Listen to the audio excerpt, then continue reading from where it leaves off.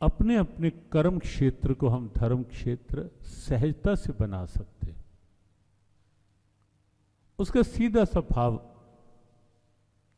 कर्म में कर्तापन के अहम का आज से हम त्याग करें। मैं कर रहा हूं ये भाव नहीं, भगवान की कृपा शक्ति से हो रहा है ये भाव। आप पाएंगे केवल इतने से भाव से प्रभाव बदल जाएगा, बिल्कुल थकान नहीं होगी। अब आज से ये भाव बनाए, मैं नहीं कर रहा, उसकी कृपा शक्ति से हो रहा है, बस वो करवा रहा है, हो रहा है। और देखो सच्चाई भी तो यही है ना, हमें कोई प्रवचन नहीं पूरा करना, कोई सिलेबस भी नहीं, केवल कोई सूत्र। सच्चाई भी तो यही है ना कि मैं नहीं कर रहा, उसकी कृपा से हो रहा है।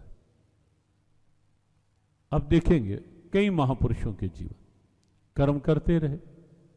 संत रविदास देखिए आप, जूते गांठने का कर्म करते रहे, पूरा पूरा दिन लगे रहते थे। वो अलग से कितना भजन करते होंगे, पाठ करते होंगे, वो उनकी दिव्यता जाने। लेकिन ये निश्चित है कि कर्म जूते गांठने का ही करते रहे, लेकिन भाव ये रहा कि जूते गांठने के साथ साथ अपने मन को भगवत भाव में गांठते रहे।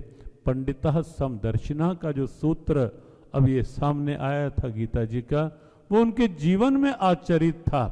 जो भी आता, मेरे नारायण आए, मेरे प्रभु आए हैं, इस मुझे सेवा का अवसर मिला है इस, और करते रहे कर्म, न थकान, न कहीं कर्म का बंधन, न कर्म समस्या, कर्म आनंद।